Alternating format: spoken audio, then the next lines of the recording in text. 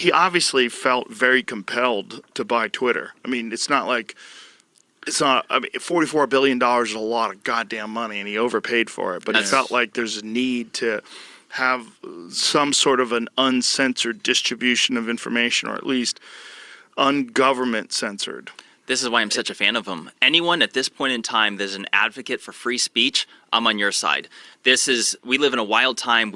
Anyone with their eyes that's paying attention sees that there's people controlling information.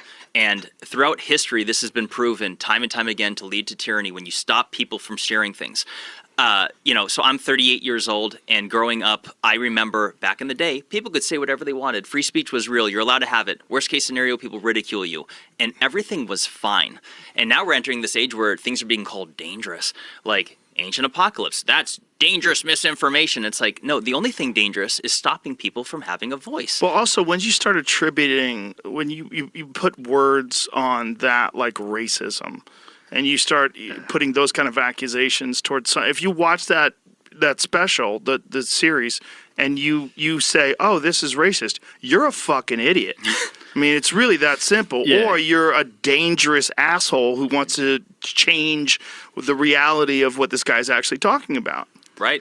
Throughout history, anyone, whether it's the Nazis, the Stalinists, the Maoists, and everyone else, anyone that's ever censored people, the people who censor other people, they're always the bad guys, historically. Always. 100% of the time. And it always leads into a bunch of people getting hurt.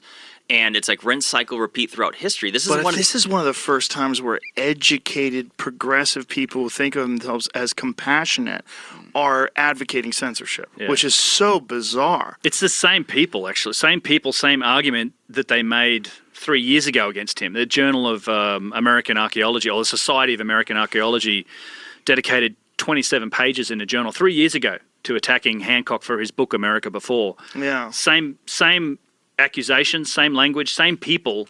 And then what happened? I think what happened was when his show comes out and it's got you're there. I think Jordan Peterson was in one of the clips, and I think it triggered some of the more maybe left-leaning publications to go and look for what are the arguments being made against this, and then all those talking points get amplified and boosted, and it becomes this much bigger thing. But they're just terrified that they're losing control of the narrative. I mean, that's the big part of it, and that's the same problem they have with this podcast, the same problem they have with a lot of things that can become very popular that they can't control. Right. They just hate the fact that people are just able to discuss things openly and freely without them being in control of it and getting all their greasy fucking fingers all over stuff. Right.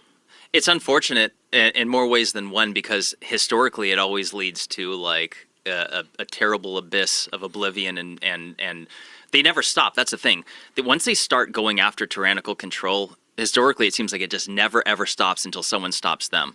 Yeah, which is scary. It is. It is scary. But the reality is that I look at this topic, there's a niche community that are into the ancients, and whether it's archaeologists that disagree with everything we just said, or other people that agree with everything Graham Hancock says, this is a win-win for everybody. I think this is an opportunity for people to unite under a common interest and then start exploring these topics. For example, if I had won the lottery, I would have, hired a bunch of archaeologists that are the biggest naysayers of anything that's alternative, and be like, hey, here's a salary. Let's get some blocks and let's start cutting this stuff and moving it and just experiment. And it's a win-win for everybody. We'll learn something new. They wouldn't engage with you. I mean, that's one of the problems that Graham has with his detractors. They say they'll debate him, but then when he offers them to debate him, they scurry away and hide. Right. Because I think they all kind of know, and I don't think they're necessary anymore. Thanks to people like you guys who have really just examined all of the actual evidence without any biases or any sort of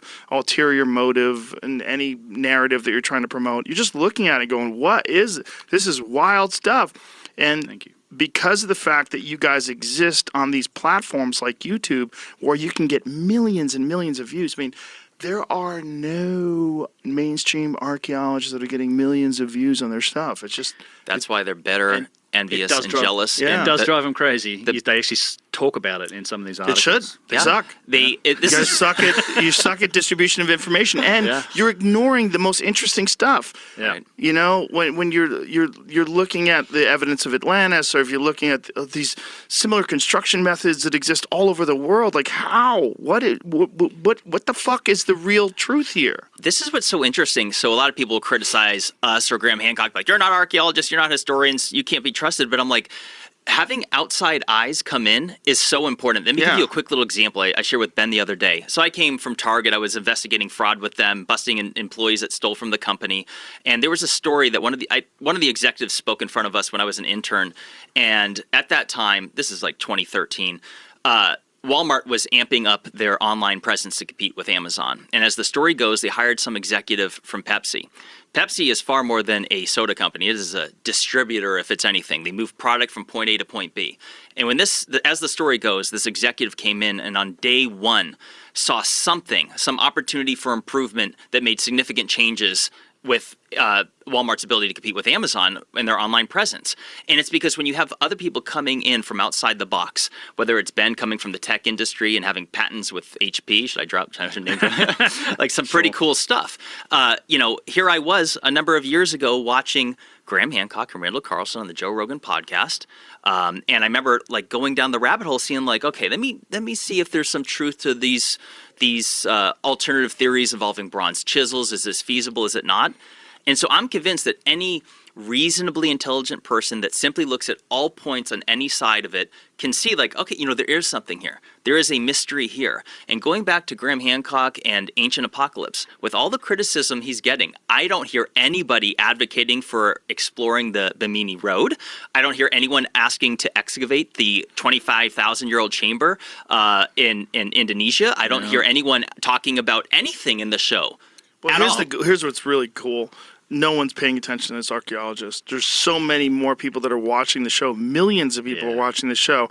And like how many thousands of people have heard the arguments these archaeologists are having? It's a blip. It's literally like they're like yelling into the abyss and no one's listening to them. Yeah. The nature of the discourse has changed in a lot of ways. Yeah. I mean, it has. I mean, just having a fucking look.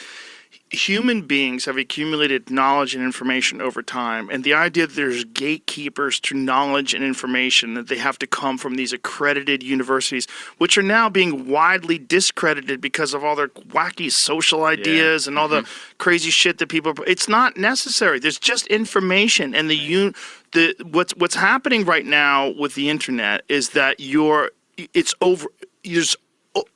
the actual amount of information is so overwhelming. The idea that one group controls the access to information or what is legitimate about that information, it's not true anymore.